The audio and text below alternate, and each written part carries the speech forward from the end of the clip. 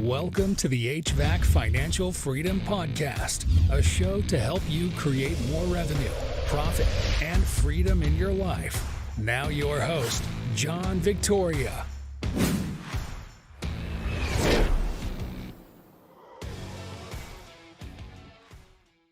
Hello and welcome everyone to the HVAC Financial Freedom Podcast. My name is John Victoria, your host, and we are back and it is 2024.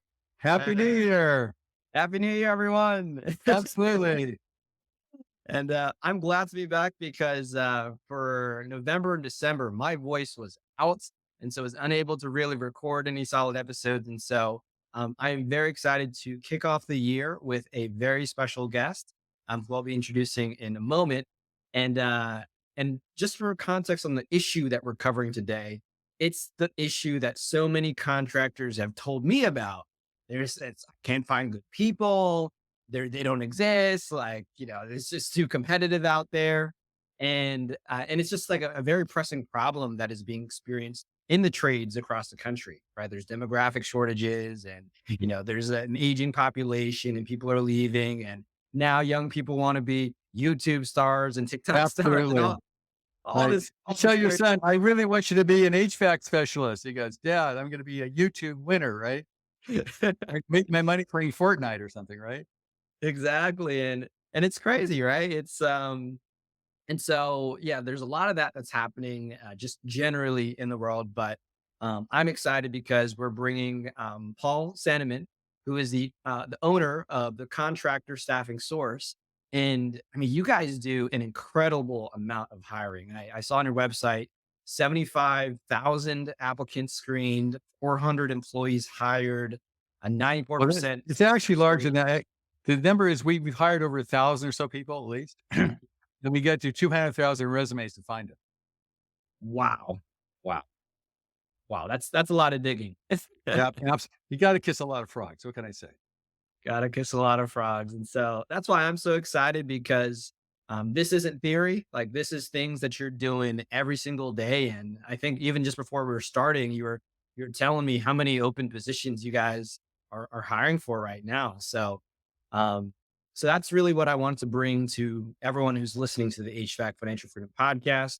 We want, real practical information that we can apply, and bringing you someone who's doing it actively. Like that's the best way to get results. And so, Paul, welcome to the show. Okay.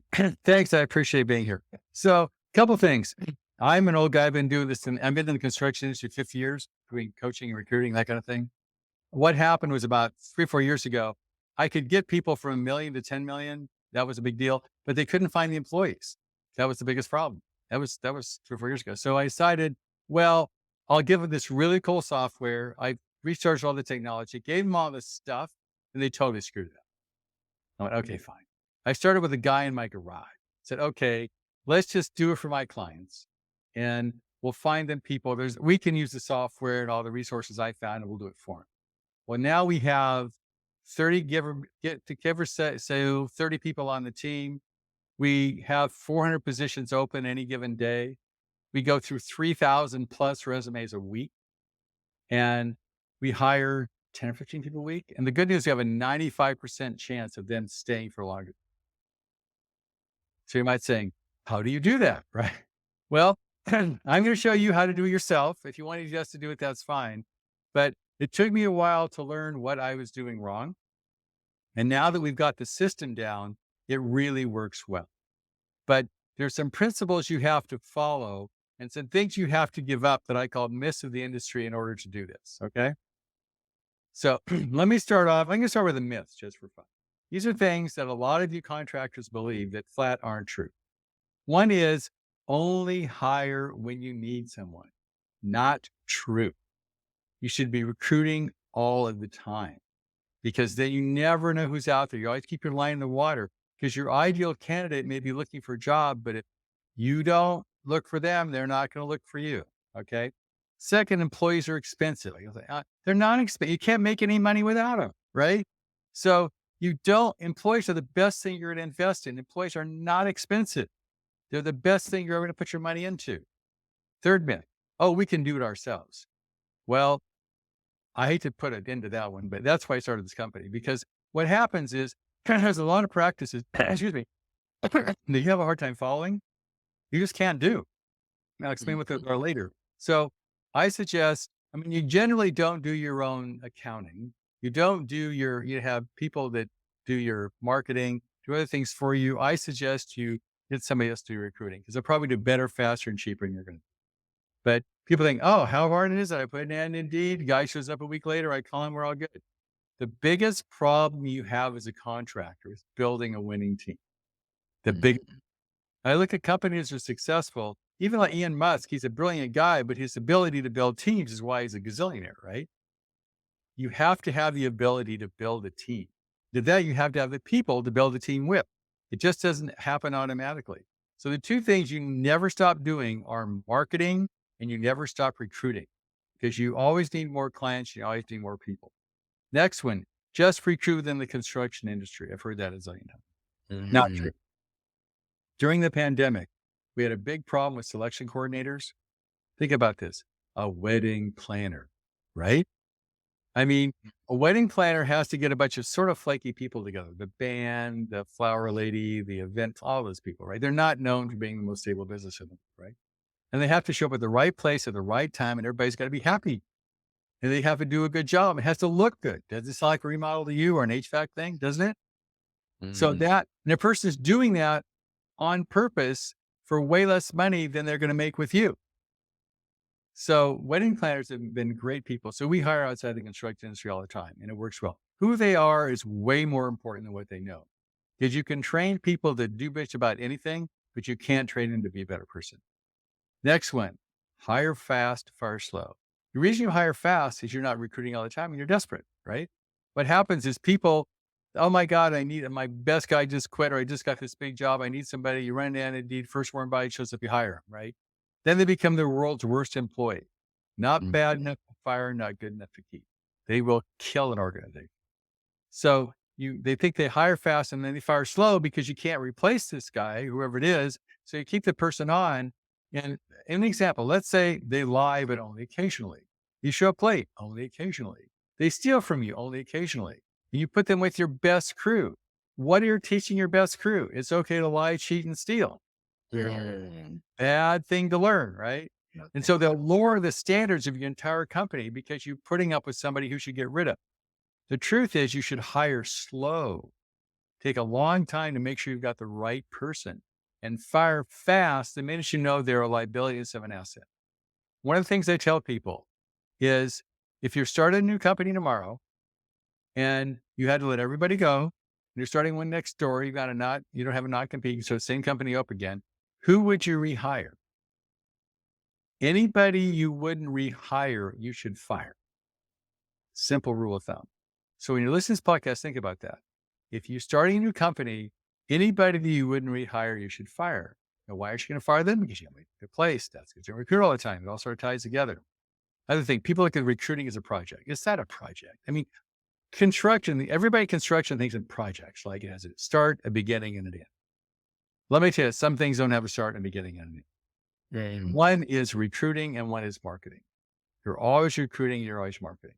So it's got to be done all the time. So knowing, if you get those myths out of your brain and know that you recruit all the time, employees are inexpensive. You can get somebody else to do it better and cheaper than you can do it. You recruit outside the industry, you hire slow and fire fast, and you recruit, it's not a project you do all the time. Assuming you've already bought that, now I'm going to go into, what do you need to recruit? What are the best recruiting practices? And again, I'd say there's more of a shortage there has been. If you look at the average construction worker, I think 45 years old, that's sort of sad, isn't it? That's the average. And also 20% are leaving and 5% are coming in. It's getting worse. Wow. Because in this culture, and my kid's an example, he doesn't want to be an electrician or a carpenter. He wants a real job, right? So we have culturally degraded. Some I think that, like HVAC people, even if they make a lot of money, a good plumber makes $150,000 a year, right? But it's not a cool job. So our culture hasn't helped any. And a lot of people have to come literally from out of the side of the country who appreciate the opportunity. That's why, a lot of the labor force is Hispanic and different cultures because they appreciate the opportunity because their cultures promote that. Where in our culture, being a tradesperson is not cool. I don't think it's getting any better, unfortunately, right? So, comment. This is, in my opinion, the best practices in recruiting, okay? First, you start with a job ad. Now, I'm going to ask you a question. Do you use ChatGPT? Yes, I do. Okay, your new best friend, right? Because it didn't exist a year ago. I can't believe it. It's only a year old. It's amazing. AI has transformed a lot of stuff. We use it a lot, and it makes our job way easier and faster, and we can do a better job with less money. So the art of the job ad, use ChatGPT, use AI, and you use an ad, just say, now, what kind of ad would you want to write? Give me a typical ad that you think one of your clients would want to write. Somebody listening to this podcast would write. What they're looking for a CSR, customer service representative. Okay. And what does the CSR do? Picking up phones, talking to customers, scheduling. So let's say we're talking to ChatGPT. What would you tell it to do if you want to write a job ad for that person? For me personally, I would say something like, you are a recruiting expert. Please create a job listing for a customer service representative, a brief bio of like the position, requirements, and other, nice to haves and for the job listing. So something like that. And you give it, prompt engineering is not that hard, right? I mean, you say, I'm a HVAC contractor in, Toledo, Ohio. I'm looking for a CSR. Please write me a job ad and do it detailed. And it'll do that. Make it funny. Make it humorous. I remember one time I was writing collection letters, and you can say, write a collection like an attorney. Write a collection letter like a contractor or a contractor. Then I said, write a collection letter like Shakespeare. And the whole thing was that Shakespeare was great. Now write a collection like the mafia. And it was like, we know where you live. You do want to pay us, right? It can be very interesting. So you can have it write the ad for you, then mess with it. Make it more humorous, make it more interesting. It'll keep rewriting the thing. It never gets tired, never complains, never asks for more money. It's all good. And just use that to write your job ad. Okay. Way easier than it was before AI. So use AI to write your job ads. Make sure they're interesting, they're fun, they're not boring. Right. And ChatGPT is really make it interesting and fun. It will do that. So the first thing is a great job ad. Next thing, post it everywhere.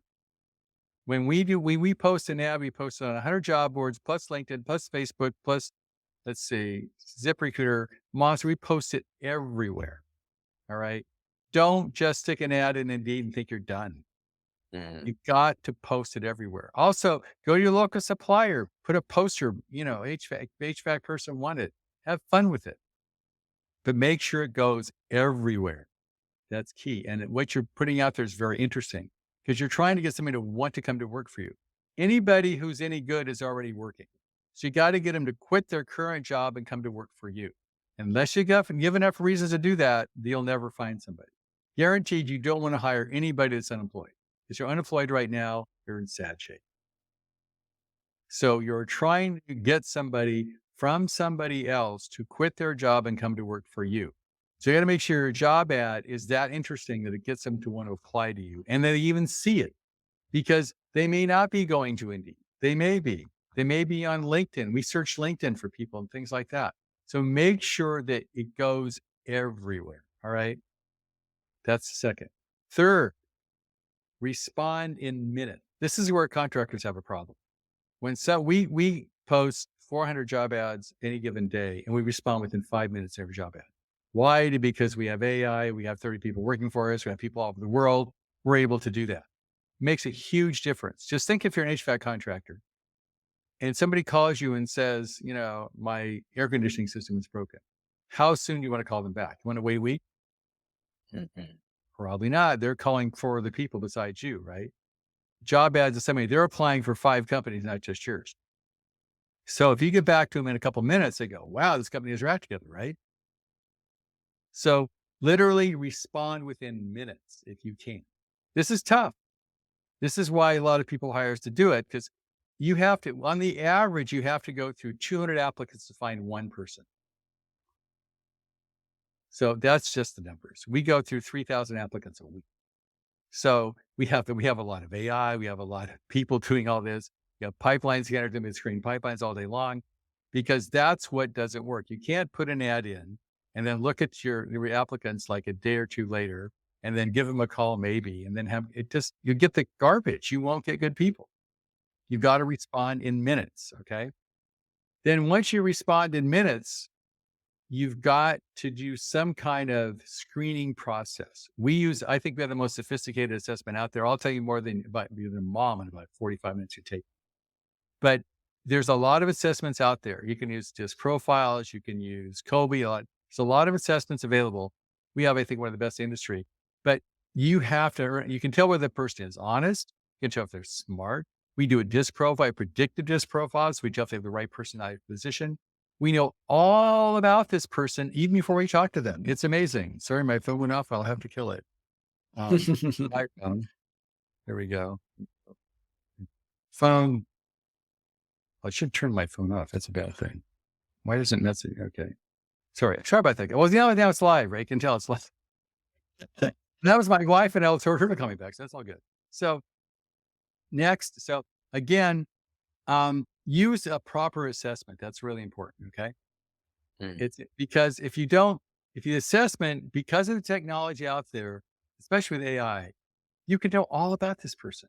You can know whether they're the right fit for the job, the right personality, the right intelligence. We even can tell whether they're honest or not, we have ways of assessing all aspects of the personality. And we know whether or not they're the right person for the job, because we've done 1,000 of these. So we compare their profile with what we know is an ideal profile whose person succeeded at being that specific position. This is technology that wasn't available before. So we're able to tell exactly if they're the right person and the right intelligence for the job. So use assessments. They're getting better all the time. Next, do reference checks and use interviews. Okay. You can do an interview on Zoom if you want to. You can do an interview in person, but use reference checks and interviews, because, I'll give it just a bad example, but it's true. I had a client of mine that got embezzled by their bookkeeper. Happens all the time. So they hired another bookkeeper. They got embezzled by the second bookkeeper. They went to the DA and said, "Could you prosecute this person?" And they said, "Do you realize this person got fired from her last job for embezzling?" Like, come on, do background checks, do reference checks. All this technology is available. If you don't, do it yourself, have us do it for you, but do it, because, we find people 95% of the time and they work out. Why? Because we do all this stuff, right? All this technology is available to you. If you're digging a hole and you're using a shovel and I'm using a backhoe, guess who's going to win? Right? So this is where technology is coming as recruiting. Now, the latest thing, which we haven't developed yet, but it's in the process, literally AI will be having the conversation through the interview. AI is getting I listened to one the other day. It was a little delayed. You could sort of tell it was AI because you asked, like, what's this job about? What are you asking for? And I was doing an interview kind of thing with the person, and AI hesitated a little bit. But 3 months around, I won't hesitate. You will not know the difference between AI and a real person. You won't be able to tell unless they're legislated to tell you, which hasn't happened yet. So the technology can help you, and use that technology. We have automated reference checks. We have background checks. They're cheap. They're like $25, $50 a piece. You can do automated background checks. This is all technology that you can use to help you find good people. So I don't think we have a labor shortage. We have a shortage of people using the right tools to find the labor. And we've proven that. We hire 10 to 15 people a week, right?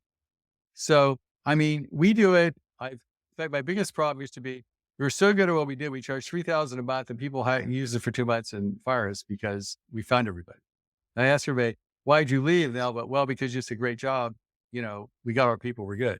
So I had to change my pricing structure. Now I charge $1,200 a month, which is way cheaper, but I ask people to commit for a year because these should always be recruiting. And I don't think you can do all the stuff we're doing for $1,200 a month because you don't have the same tools we do. But if you can, you want to do your own, that's great. But make sure you do, you write the right job ad. You post them everywhere. You respond within minutes, not days. You use an assessment process. You know all about the person. We use video interviews so we can see the person on a video interview. Anything we can't ask on the assessment, we can find in the video interview. And then do reference checks on everybody and do background checks. If you follow these processes, you can find people. But the problem is most contractors sort of suck at recruiting because they don't do all this stuff. Wow. One question. So when building up a compensation plan, like let's say setting the salary or creating an incentive plan that's attractive or performance-based incentive, like how would you recommend building something like that? Because I know that's going to be a question. Like how do we set something that is Well, there's a competitive couple enough? of apps out there right now that will actually do a performance assessment. I think it's Prove or something is important. They will do Mm, compensation on apps, which is interesting. Look in your market. Go to things like pick one, Monster or whatever, and you can look at, and they'll give you what the salary range needs to be. Be at the top of that salary range if you want to find. Because again, you got to get the person to quit their job to come to work for you. Do not be chintzy. And now one of the problems that happens, and this happens a lot, is your current compensation is not keeping up with what the current compensation is for that position. So like you say, you're paying your CSRs, I don't know, like $30 an hour or something, and the current market value is 35. Presents a problem. Yeah. Because you've got to offer the new person coming in more than you're paying the people that work for you. So make sure your current compensation is in line, because if you don't offer what is considered the current appropriate compensation for that job, you're never going to find anybody. Yeah. Makes a lot of sense. One other thing was, so you mentioned having assessments. What are some of the soft skills that you're looking for? I guess it really depends on the role, but is there any common soft skills that you'll look for when interviewing just candidates, whether they're in the industry or outside of it? Well, I mean, first place is a soft skill is, are you honest? Do you have integrity? Do you keep your word? I mean, those are, who you are as a human being is way more important than what you know, because you can teach what you know, right? There's a book called Why that talks about that. I can teach anybody, not any quality person, the skills to be a CSR, but I can't teach them how to be a good human being. So I highly recommend have some kind of training program, if possible, to bring in people that are quality people. Then you train them in the skills you need them to learn. Because I'd much rather have the right person with the wrong skills than the wrong person with the right skill. Wow. Got it. Okay. And I love the training program. So, is that something like most companies will have a training program, but I've seen home service companies that set up training centers. Is there a point when you see, oh, it makes sense to like really build something up? You can build a training center. I mean, this problem is not going away. Yeah. Because it's getting harder to get in this country all the time if you don't live here, and that's not helping. And then if you live here and you're raised in this culture, you don't want to do that for a living because it isn't considered cool, and that's not getting it. So I don't see any kind of magic happening over the next couple of years. So labor shortage is just going to get worse because of those factors. None of those factors are changing at all. And so you're going to have less people wanting more money. And so I suggest you help train people, and that will help solve that problem. But look at it long term. If it takes a person a year to learn the skill set, that's fine. Don't expect somebody else to do it for you, because you're paying for somebody else's training and it's going to be expensive. One other question I have is, what are things that young people are looking for nowadays? So, I think compensation is important, but I think there's also potentially other things that they look for. Well, I mean, people want to have meaning and purpose and all that kind of stuff, right? Yeah. I think that's sort of a sell on your part. I mean, why would you want your kid to become an HVAC person, right? If you can't convince your kid, how can you convince somebody else? So you've got to know in your own value system, why is a quality profession? Why it is something you want to do? Why being of service is a good thing? Because a lot of people, when they become teachers, they go, teacher, go, that sucks. People that become doctors don't become doctors because it sounds good on paper until they become a doctor. And it's terrible. And so, and go to high schools. I mean, these kids are in high schools, right? And there's no trade schools anymore. It's crazy, right? You don't do trade school. So, you're going to have to start your own recruiting program and bringing in people that are excited about having a career in HVAC. Like, oh my God, I can help people. I can make a difference. I can make good money. I can support my family. I have great friends. I mean, start selling the values of why you want to do that job. Because even when let's say you're a famous YouTuber, you spend all your day on a computer and never talk to anybody. It's you and the screen and that's it, right? So it sounds good, but it's not that cool, really. So again, push the values. First, I have the 3 rules of selling. First person, you have to sell. You always sell to your client's interest, not your own, right? You do what's best for them. But before that, you have to sell yourself. Do you believe in your heart of hearts that it's a good thing? And then once you believe it's a good thing, then you act to the best of your good of your clients. And then you also use the best communication possible. So like you want to talk to them in person if you can, not send an email. So it's the same thing in sales. So, when you think about it, hiring employees is an internal sale, right? You're selling somebody on why they should work for you. And that's just as important as why somebody should use your services. Because you don't have a good team. If you have a great team and you have great clients, this is an awesome industry. If you have not so good clients and horrible employees, it's a terrible industry. Yeah. But when you think about it, how much time do you spend on recruiting? How much time do you spend on marketing?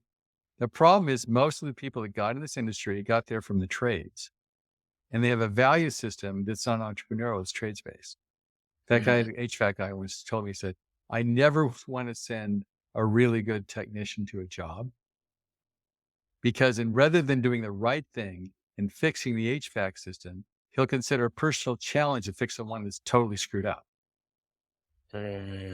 Right? And so he spends hours just because it's cool to say, I can make this system work. I don't know how old and crappy it is. I'll still make it work, right?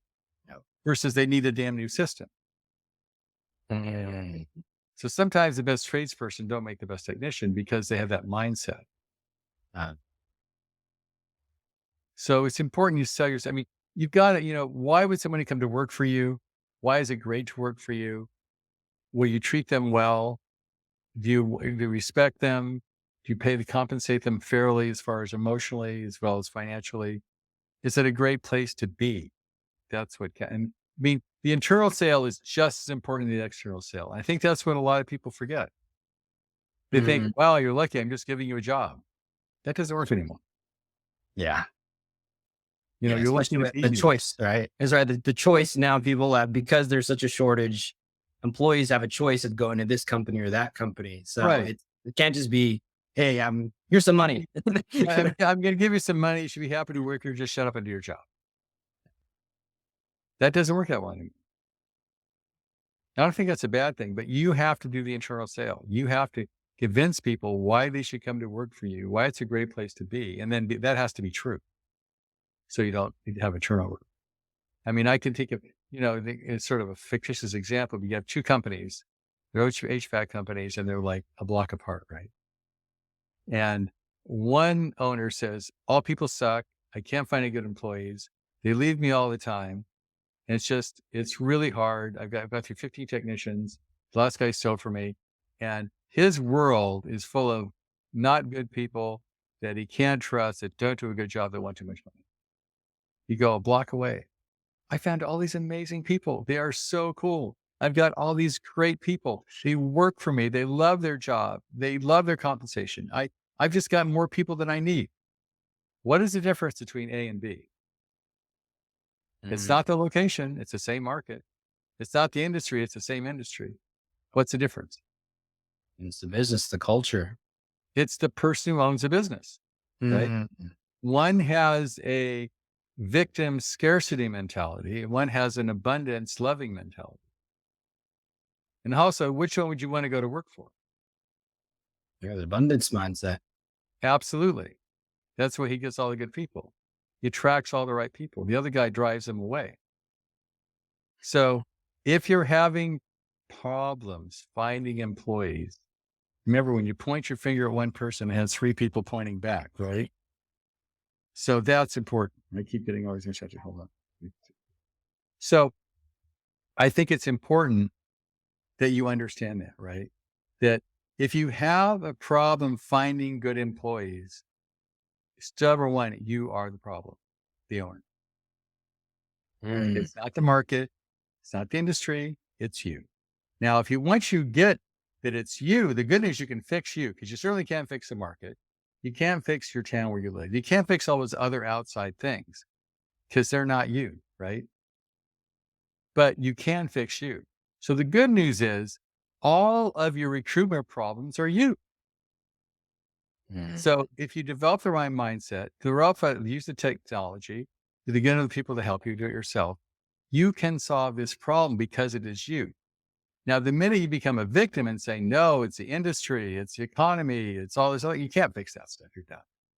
So my biggest piece of advice is admit that if you have a recruiting problem, it's all you. And the question is, what do you need and who do you need to be to fix it? Not how do you fix the world? Because you're not going to fix the world. It is what it is. Wow. That's powerful. Yeah. It's kind of like a good red flag, right? When are we blaming external circumstances? Where are we playing the victim? That, that right there might be the core reason why things are not going the way you want. Cause you're blaming things out of your control. So you have no control to fix the situation because it's out of your control. Right. And we have clients who are like that. We have clients that the problem is they won't follow our process. Our process works. I've hired thousands of people. I know it works, but they go, well, we're going to do it our way, and I want somebody who's absolute construction. And they give us all these parameters and it doesn't work because we know how to do this. And they just like somebody coming in and telling you, if you're an HVAC guy, they're going to tell you how to fix your air conditioner. It ain't going to work. They don't know, but they saw a YouTube video and they know more than you do. So that's a problem. And with the information age, information is free for everybody. So I can become an expert in air conditioning in 5 YouTube videos. I know more than anybody else, right? Same thing in recruiting. I watch a video, I'm good. So, get that if you have a recruiting problem, it's you, and you can use a company like ours to fix it. I guarantee I can find the people you need for a very reasonable price. I said $400 a month if I don't think you want. But you've got to value that. You have to put it in your budget. You can't say, well, I'm a great HVAC company, so I should attract awesome people. They should just call me up on the phone and I shouldn't have to market because they're just going to show up. Fantasyland. You have to put an effort into finding good clients and finding good people. That's just the industry we're in. And if you're not, that's your problem. And I love it. Absolutely love it. And so, so I guess is any last takeaways you want to give to everyone or any resources that you want to share? Number one is, if you're having private about you, if you want to, if you want us to recruiting for you, we do a great job. It's contact me at contractorstaffingsource.com. And you can make an appointment with me. I'll be happy to tell you how to do it yourself if you want to. I'll be happy to give you all the tools you need to do if you want to do it on your own, or we can do it for you. But again, nothing's more important in owning a company than building a winning team. And you got to put the time and energy to build a winning team. It isn't an autopilot. And that's why I think it's really important. It takes time, it takes money, it takes energy. It isn't an accident. Companies have a winning team. I love that. Yeah, it's the cap on growth, right? If your marketing is going great, but you don't have the people to service it, man, you need a winning team to grow the company that you want. Absolutely. It's critical. Love it. Awesome. So, everyone, where to find Paul. And Paul, any final words before we wrap up for the day? Well, one of the guys once taught me, there's a couple of things are interesting. One is smart people learn from mistakes and wise people learn from the mistakes of others. But that was good. And the other one I think was Jim Rohn. Make sure you work harder on yourself than you do on your business. Yes. Love that. Mm-mm. Love that. Rest in peace, Jim Rohn. Yeah. Yeah, that's right. Awesome. Awesome. Cool. Well, Paul, thank you so much. And yeah, everyone hope you're taking notes. I mean, this is really straight from the field, the information. Paul is hiring so many people every day screening. And so either you can implement on your own or definitely reach out. The website again is contractorstaffingsource.com. Absolutely. Yep. Perfect. So that's about it. We'll make sure to add all of the links in the show notes. And yeah, we will catch everyone on the next one. All right, take care, everyone. I appreciate being here. Thank you, Paul. Appreciate it. All right. Thank you for joining us for the HVAC Financial Freedom Podcast. Follow us on StreamYard, Apple Podcast, Spotify, Amazon Music, and check out our main website, www.hvacfinancialfreedom.com, to find out how you can also achieve financial freedom.